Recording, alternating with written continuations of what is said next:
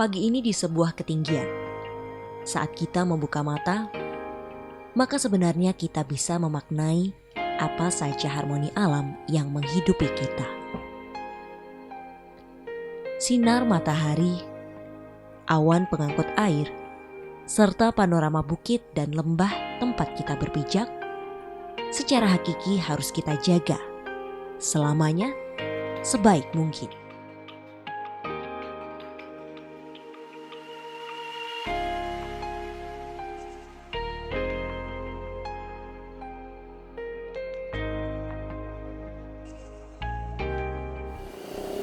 Di atas bukit yang tinggi menjulang 800 meter di atas permukaan laut, yang menjadi bagian penting dari tangkapan air Sungai Tuntang, saya akan mengajak Anda untuk menyelami arti air, tanah, hutan, dan perilaku manusia bagi ekosistem kecil namun vital bernama Rawapening.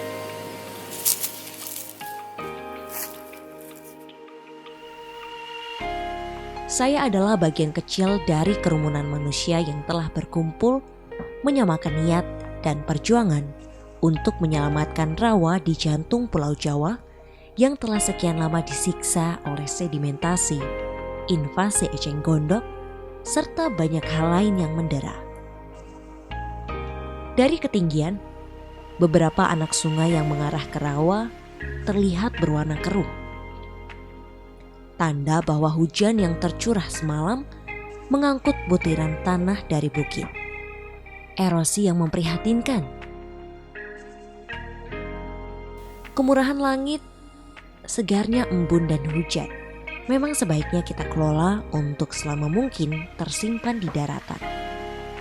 Percayalah bahwa limpahan air tawar dari hujan ternyata hanya 1/10 dari jumlah air di bumi.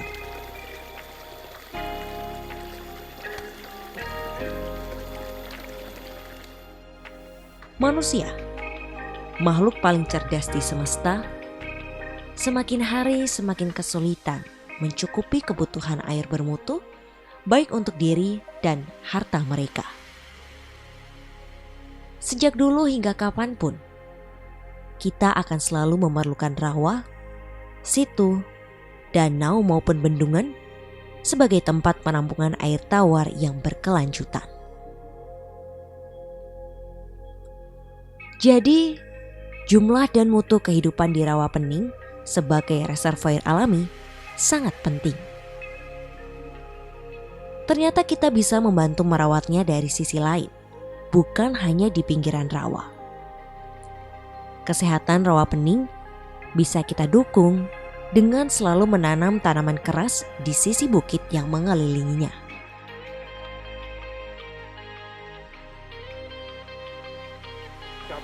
Pagi ini, Pak Tri, petugas penyuluh hutan yang dituakan di sisi barat Rawapening, dengan penuh semangat memberikan petunjuk kepada kami untuk secara bersama menghijaukan kembali bukit yang sudah sekian lama dieksploitasi oleh pertanian semusim. Wajah-wajah anggota kelompok tani dengan hikmat menyimak setiap kata yang beliau sampaikan. Para petani dan orang-orang pergerakan penghijauan ini terlihat antusias untuk bergerak bersama menghutankan bukit-bukit di sekitar Rawapening. Pendekatan sosial ekonomi yang dilakukan menghantarkan mereka pada konsep bernama agroforestry. Sebuah upaya menjadikan bukit dan hutan memiliki 3 tingkatan tajuk tanaman yang menghidupi manusia, sekaligus melindungi tanah dari efek rusak hujan dan terik matahari. Pada tingkatan tertinggi, tanaman kayu berbatang keras seperti sengon, suren, aren, dan alpukat menjadi katalisator karena daun, batang, dan akarnya mampu menstabilkan bukit dari terpaan hujan maupun longsor.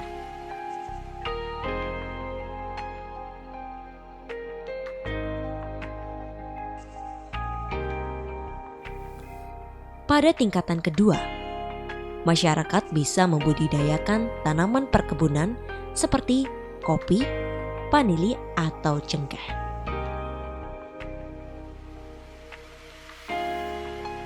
Dan di tingkatan paling bawah, hortikultura semusim seperti jagung, kacang, cabai dan terong maupun sayuran bisa membantu masyarakat mendapatkan mata pencaharian yang layak.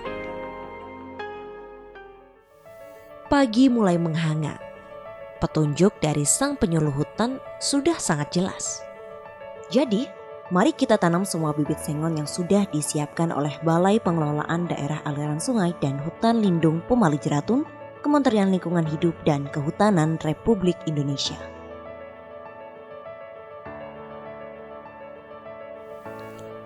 Bibit sengon yang akan kami tanam telah berumur 5 bulan.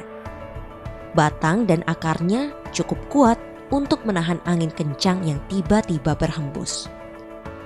Lubang tanam di tanah subur langsung dibuat.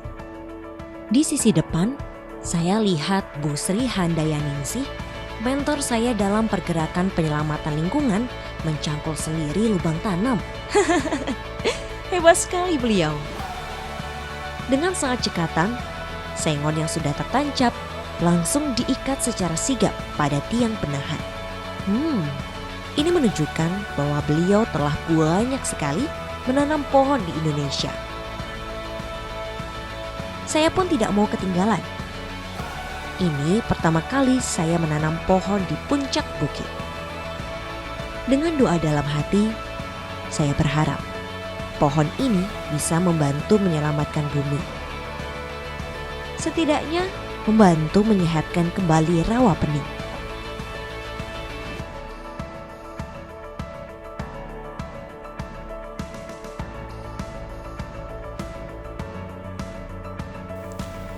Mumpung semuanya sedang berkumpul, maka perawatan terhadap tanaman yang telah berumur 1 tahun juga kami lakukan. Musim hujan di awal tahun membuat tanaman cepat tumbuh membesar. Anggota kelompok tani silih berganti memberikan suplemen berupa pupuk daun dan pupuk kandang dengan harapan agar setiap sengon, suren maupun alpukat yang ditanam bisa tumbuh semakin sehat.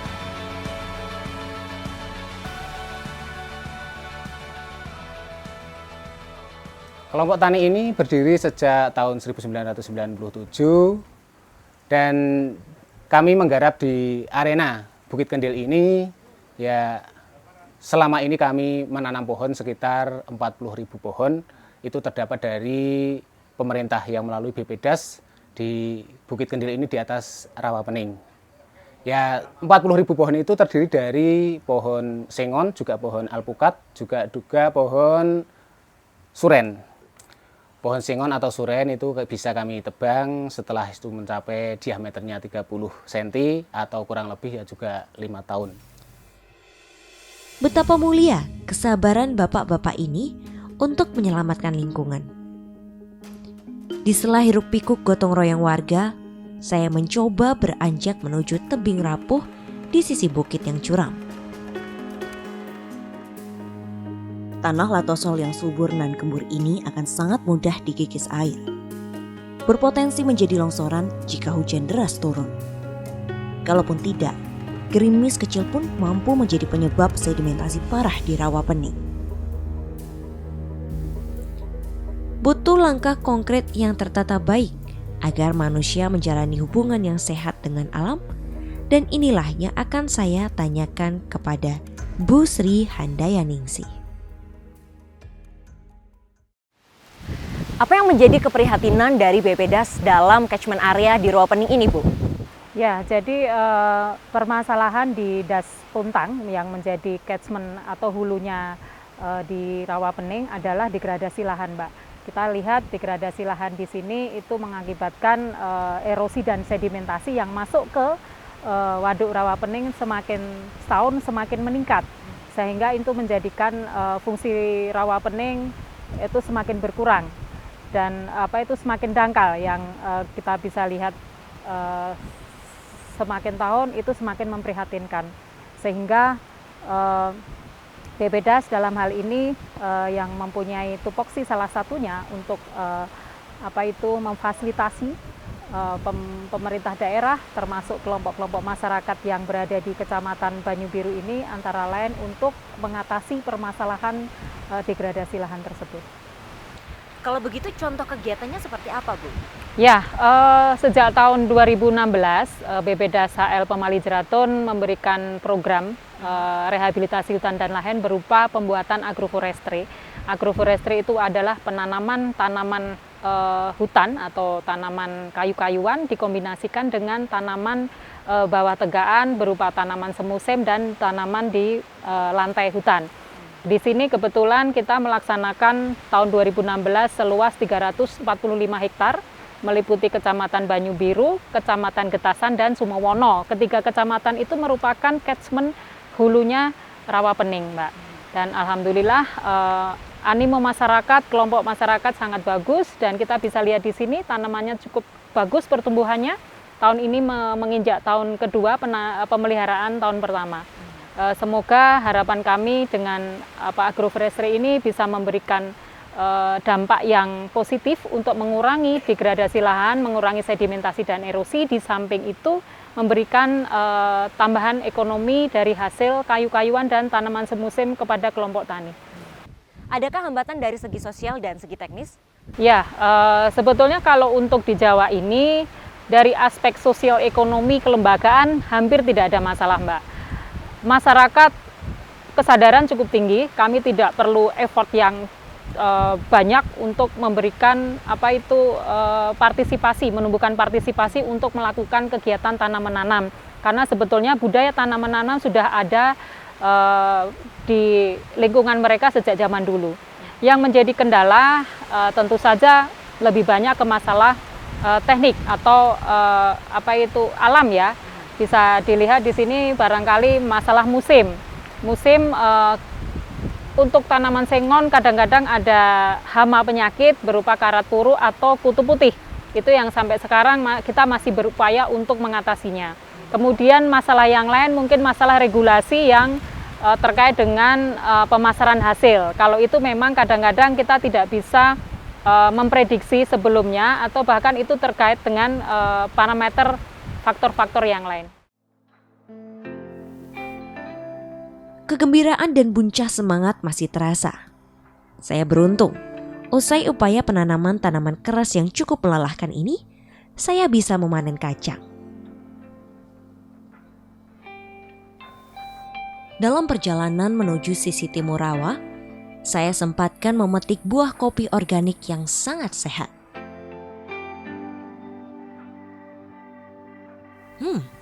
Menyelamatkan alam ternyata bisa sedemikian menyenangkan.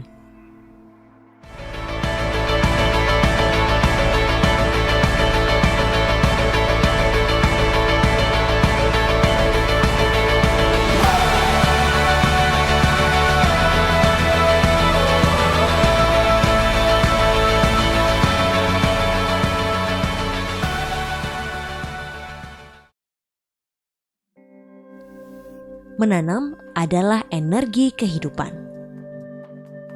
Membasuh racun di udara, melembutkan deras hujan, dan menguatkan tanah untuk segala keperluan. Jangan pernah khawatir kita akan kesulitan bibit untuk mengejaukan lahan. Kebun bibit rakyat yang diinisiasi oleh Balai Pengelolaan Daerah Aliran Sungai dan Hutan Lindung Pemali Jeratun selalu siap memasok tanaman keras yang dibutuhkan. Sekalipun begitu, perlu proses panjang dan pemikiran matang agar ketersediaan bibit tanaman keras senantiasa terjaga untuk kepentingan kehutanan. Bibit dipilih dari indukan yang baik. Kebun bibit rakyat BPDAS HL Pemali Jeratun sangat selektif dalam menetapkan benih yang akan disemai. Benih tersebut harus bersertifikat sebagai upaya pemerintah untuk memberdayakan kelompok masyarakat. Sebisa mungkin akan dipilih tanaman endemik yang berbatang kuat, bertajuk rimbun, mendukung ekosistem, dan berhasil guna. Di kebun bibit rakyat ini terdapat 3 jenis tanaman yang dibudidayakan, yaitu ada sengon, petai, dan juga alpukat. Tidak mudah untuk bisa menyediakan bibit tanaman keras sebanyak ini. Di sini sebagai contoh, biji alpukat yang biasanya dibuang mereka kumpulkan dan kemudian dikecambahkan di media tanam yang subur dan juga lembab. Sehingga nantinya setelah dipelihara dengan baik akan tumbuh tunas seperti ini yang nantinya setelah 1 bulan akan berkembang menjadi batang dan juga daun yang lebih nyata. Dan setelah sekitar 4 bulan nantinya tajuk serta tinggi tanaman ini akan menjadi seperti yang ada di samping saya. Siang ini, dengan segala kegembiraan yang semakin terasa, saya sing-singkan lengan untuk membantu menyiangi tanaman sengon dan petai yang sudah tumbuh setinggi lebih dari 1,5 meter. Membantu menyirami tanaman-tanaman sehat yang kebetulan sudah 2 hari tidak terguyur hujan.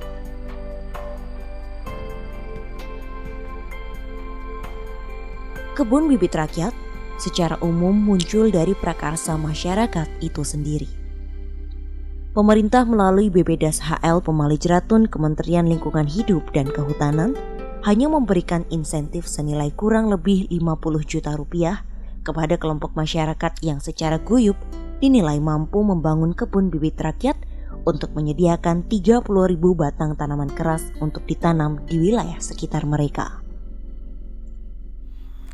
Pak Jamari, apa yang membuat Bapak tertarik untuk membuat kebun bibit rakyat ini, Pak? Ya, di sini kami mendengar dari peluang dari pemerintah, yaitu ada pelowongan pembukaan pembuatan bibit ini ketentuan tahun 2015-16. Saya tertarik dengan anggota kami. Lalu kami mengajukan membuat proposal ya, lewat dinas yang terkait, dia membantu. Alhamdulillah bisa dapat bantuan ini, yaitu seluas 50 hektar. Ya kami nanti hasilnya buat pembuatan ini ya sangat rumit sekali karena untuk pembelajaran kelompok tani kami nantinya tidak menjagakan bantuan dari pemerintah. Setelah itu kami salurkan nanti kepada masyarakat yang wilayah kami di Sahabat Agung, yaitu kami salurkan pada masyarakat. Dan nanti hasilnya untuk petani sendiri untuk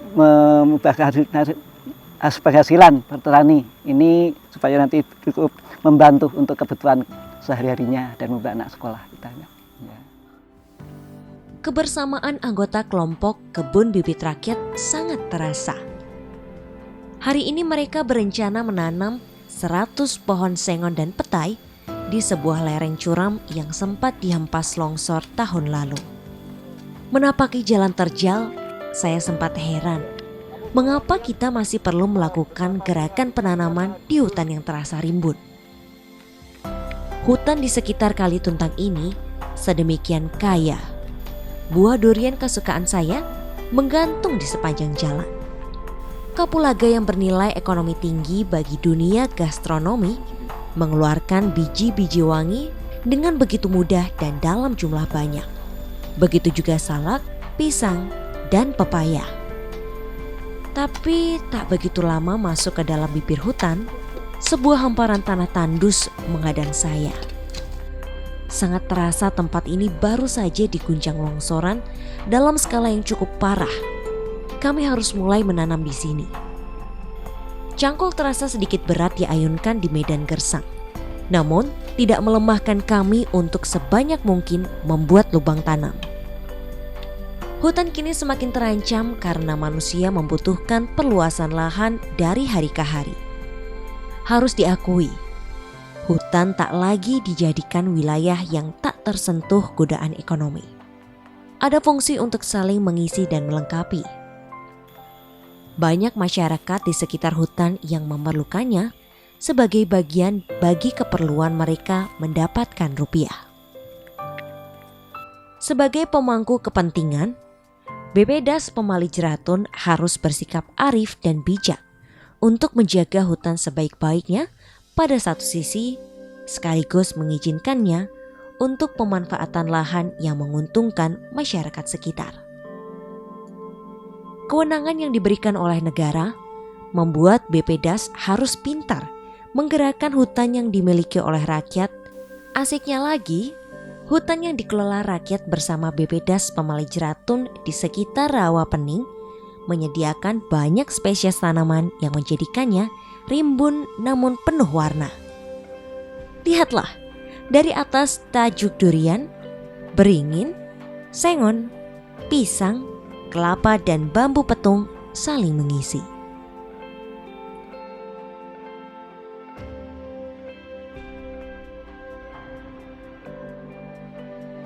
Dan di tempat yang terlihat botak inilah, sekarang kami sedang menanam sengon dan petai. Ibu Kepala BPDAS Pemali Jeratun lalu membimbing saya menuju sebuah lokasi rekayasa teknis yang dibuat untuk mengatasi degradasi lahan dan hutan. Fasilitas ini dibuat pada lahan curam yang mengarah ke rawa pening.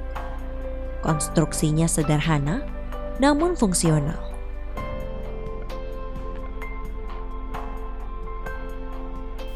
Pecahan batu ditata dalam bentuk kubus berjenjang, lalu dikuatkan dengan anyaman kawat baja yang kemudian dijalin satu sama lain sehingga mampu mempertahankan bentuk sekaligus bisa meredam deras air yang menerjang melalui rongga yang tercipta di antara susunan batu. Oke Mbak Hani, sekarang kita berada di lokasi bangunan dam penahan ya. Ini yang seperti batu-batu ada bronjongnya ini. Ini merupakan kegiatan rehabilitasi hutan dan lahan tapi dengan sistem sipil teknis. Kalau kita tadi sudah melihat tanaman KBR, kemudian agroforestry, itu sistem RHL dengan vegetatif. Nah, ini sistemnya sipil teknis di mana dam penahan ini berfungsi untuk menahan atau mengurangi erosi atau sedimentasi dari hulu ke hilir. Sehingga ini bisa menampung, ini Mbak bisa lihat ya, ini memang bangunannya baru saja.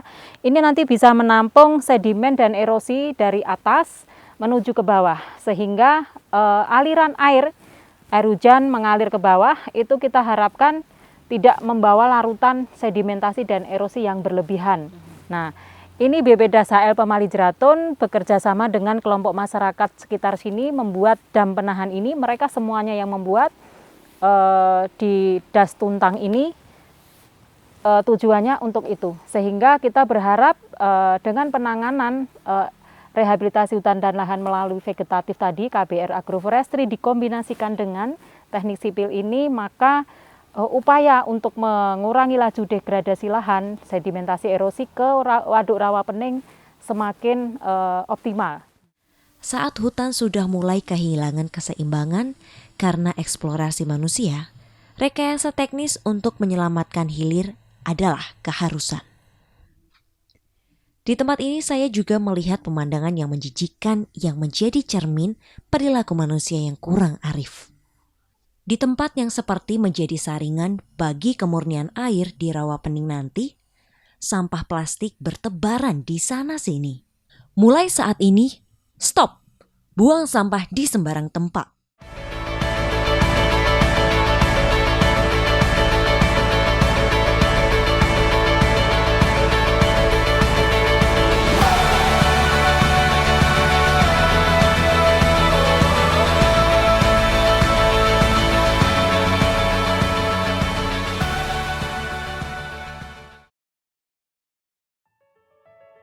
Telah bertahun-tahun kebun bibit rakyat berjalan berdampingan dengan agroforestry. Di Desa Lopait, Kecamatan Tuntang, saya sangat menikmati hasil dari upaya masyarakat untuk melibatkan diri dalam penyelamatan ekosistem.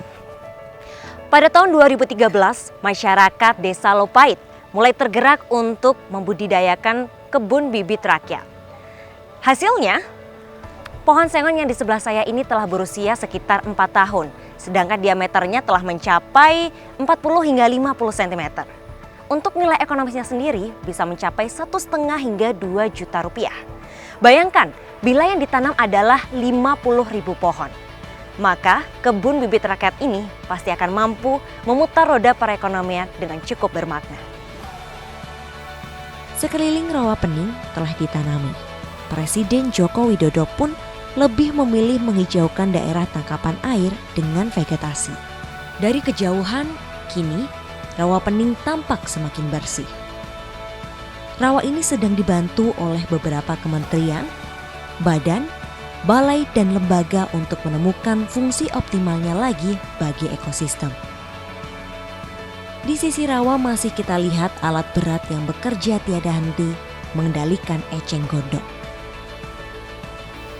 Setelah semua yang saya jalani dan pelajari hari ini, sangat menyenangkan bisa melaju di atas rawa dengan perahu yang lapang. Saya benar-benar berharap rawa ini bisa kembali jernih. Begitu besar harapan saya agar sedimentasi yang membuat endapan lumpur di bawah sedemikian berbahaya bisa berkurang suatu hari nanti. Semoga juga para petani semakin arif menggunakan pupuk kimia yang menumbuhkan alga hingga membunuh ikan penghuni rawa. Alih fungsi lahan mungkin sulit dielakkan. Namun, pemahaman tentang manusia dan lingkungannya ternyata membawa kita kepada muara kesadaran bahwa menanam dan memelihara tanaman keras di setiap tempat kita bisa menanamnya ternyata sangat penting dan mudah dilakukan. Segala daya upaya yang telah dilakukan oleh BPDAS Pemali Jeratun untuk menyelamatkan fungsi ekologi dari rawa pening mungkin adalah sesuatu yang lebih dari cukup. Tangkapan air hujan yang diusahakan untuk selama mungkin berada di atas daratan, pengurangan endapan adalah langkah kecil yang harus terus kita upayakan. Dan kini, dari hari ke hari kita bisa rasakan bagaimana perbaikan yang tercipta. Kuncinya adalah ada pada manusia, saya dan Anda, untuk lebih peduli terhadap daerah aliran sungai.